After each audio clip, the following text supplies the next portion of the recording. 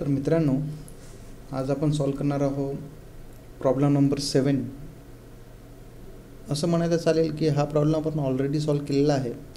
त्याचे लेजर्स आपण बनवलेले आहे. आज आपण बघणार आहोत की जर्नल एंट्रीज कशा प्रकारे करतात. प्रॉब्लेम तुम्ही लेजर्स अकाउंट बघा, त्यामध्ये मी पूर्ण सांगितलेलं आहे. आपल्याला ते लेजर्स अकाउंट बघूनच जर्नल एंट्रीज करायची आहे. आपण डायरेक्टही जर्नल एंट्री करू शकतो. प्रश्न वाचूनही जर्नल एंट्री होऊ शकते. असं काही नाही की लेजर्स अकाउंट बनवूनच तुम्हाला जर्नल एंट्री करायची आहे. प्रॉब्लेममध्ये काय विचारले हे इम्पॉर्टंट आहे. तुम्हाला अगर जर्नल एंट्री विचारले असेल तर तुम्ही जर्नल एंट्री करा. तुम्हाला अगर लेजर्स अकाउंट विचारले तुम्ही मग लेजर्स अकाउंट्स बनवा. तर चला बनवूया आपण जर्नल एंट्रीज. ठीक आहे. तर मी आधीच प्रोफार्मा एक बनवून ठेवलेला आहे जर्नल एंट्रीजच्या. तुम्ही बनवून घ्या म्हणजे तुम्हाला इझी होईल सोबत लिहायला.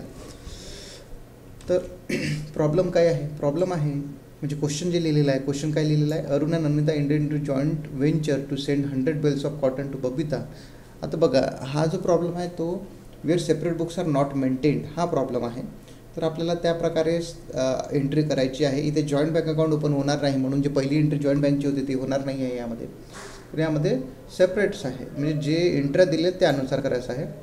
Arun send 60 bills 15,000 is to pay 15,000 for freight and other charges. तर हे कोणी? अरुणनी. आपल्या कोणाच्या बुक्समध्ये एंट्री आहे? बघा, in the books of Arun आहे. तर आपल्याला जे जर्नल एंट्रीज आहे ते कोणाच्या? In the books of Arun. Okay. तर आपल्याला अरुणच्या बुक्समध्ये एंट्र्या करायच्या आहे.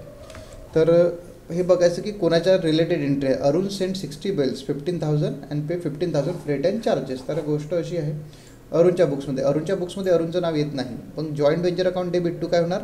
Joint bank. तर हे मी एक कंबाईन एंट्री करत आहोत. ठीक आहे. तर काय एंट्री होणार? जॉईंट व्हेंचर अकाउंट काय होणार? Debit to joint bank account. Okay. Narration काय आहे?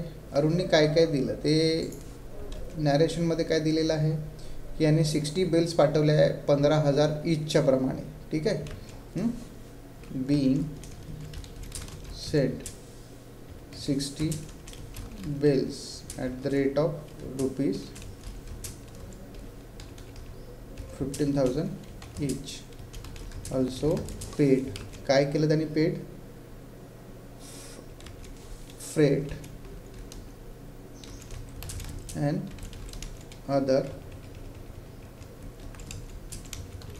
एक्सपेन्सेस. ओके. तर हे त्यांनी दिले. आणि टोटल किती झाले त्याचे? तर टोटल झाले हे 9 लाख प्लस 15,000 म्हणजे झाले 9,15,000. ही आपण एक कंबाईन एंट्री केली. जेव्हा आपण लेजर्स बनवले होते तेव्हा याची आपण एक सेपरेट एंट्री केली होती. तुम्ही कंबाईनही करू शकता, सेपरेटही करू शकता, काही प्रॉब्लेम नाही आहे. हे लक्षात ठेवायचं बेटा. ठीक आहे. पुढे Amita send 50 bills 60,000 each and pay 4,000 for freight and other charges. अमिताचे जे आहे तिने 40 बिल्स पाठवले. याची entry joint venture debit, Amita account credit. Okay. Joint venture account काय झालं? Debit to Amita account. Narration लिहून घेऊया. बीइंग सेंड किती? 40 bills at the rate of rupees 16,000. 40 bills at the rate of rupees 16 each. Also paid. काय paid केला आहे? Freight and other charges. Freight and other charges. Okay. तर total किती झाले? Total हे 6,40,000 आणि 4,000 म्हणजे 6,44,000.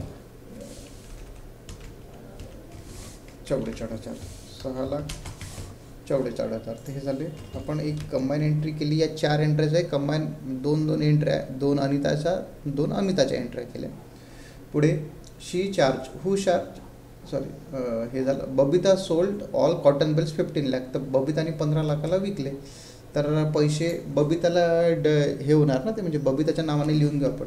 तर एंट्री काय होणार? Babita account debit. हिने विकले, याच्यावरती ड्यू झाले आणि विकलेले आहे म्हणून हे आपले सेल आहे. तर joint to joint venture account कितीला विकले? 15 लाखाला. तर हे आपण लिहून घेतले. सेलची एंट्री, नॅरेशन लिहायचं आहे, नॅरेशन लिहून घेऊया. Being sold all bales by Babita and amount due. Okay, amount due झालं. सॉरी, अमाऊंट ड्यू नाही म्हणू शकत तिला आपण, कारण की काही कमिशन वगैरे आहे. हे झालं. शी चार्ज 10,000 ॲज हर कमिशन. तिने काही कमिशन चार्ज केला, किती? 10,000. तर तो चार्ज करूया आपण. कमिशन चार्ज केला म्हणजे जॉईंट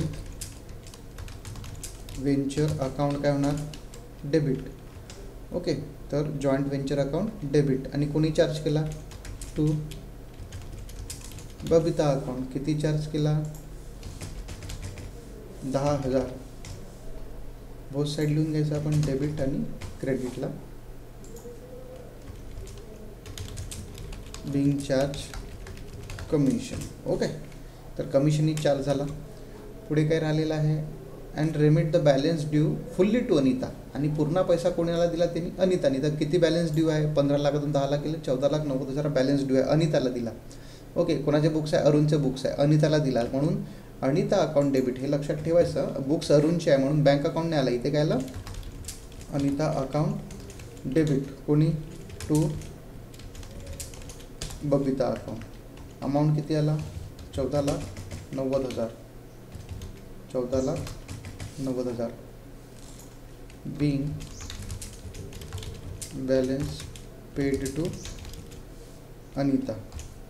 ओके, तर हा बॅलन्स पेड झाला. बबिता अकाउंट क्लोज झाला. 15 लाख आणि 14 लाख. हा ही एंट्री झाली म्हणजे अकाउंट क्लोज झाला. नाव आता काय राहिलं? आता आहे प्रॉफिट. बरोबर आहे. आता प्रॉफिट जे आहे, तर तुम्ही अगर या प्रॉब्लेमला बघा, तर काय झालेलं आहे आपल्याला? लॉस. म्हणजे बघा, 9,00,000, 15,000, 6, 40, 4, 10 हे झालं, 15 लाख झाला. लॉस आला किती? 69,000. तर जॉईंट व्हेंचरच्या क्रेडिटला आणि अनिता आणि अरुणच्या डेबिटला होईल. बरोबर आहे. तर जॉईंट व्हेंचर अकाउंट क्रेडिट हे तर पक्का आहे का? इथे आपण टू जॉईंट व्हेंचर अकाउंट लिहू. ओके, अनिता. आता हे अरुणचे बुक्स आहेत. अरुणच्या बुक्समध्ये अरुणचं नाव येणार का? नाही. तर तिथे काय येणार? Profit and loss account. हे खूप इम्पॉर्टंट आहे. आणि दुसरं कोण? अनिता अकाउंट. तर अनिताचं नाव अनिताला लिहायचं. प्रॉफिट अँड लॉस जे आहे आपलं ते प्रॉफिट अँड 34,500. 34,500. बोथ काय आहे? 69,000. इथे लिहून घेऊ 69,000. तर हे काय आहे आपलं? लॉस. नॅरेशन लिहायचं. बीइंग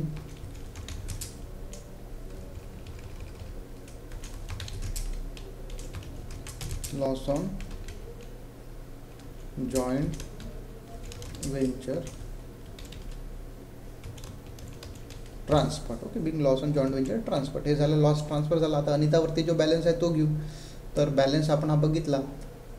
हिला पैसा आला बबिताकडून, हा लॉस ट्रान्सफर केला. हे पहिले 2 ट्रान्झॅक्शन आणि हा 8,80,000. तर अनिता क्रेडिट झालं आणि आपल्याला पैसा मिळाला. तर बँक काय होईल? डेबिट. ठीक आहे. तर हा 7 पैसा बॅलन्स आला अनिताला. तर बँक अकाउंट काय होईल?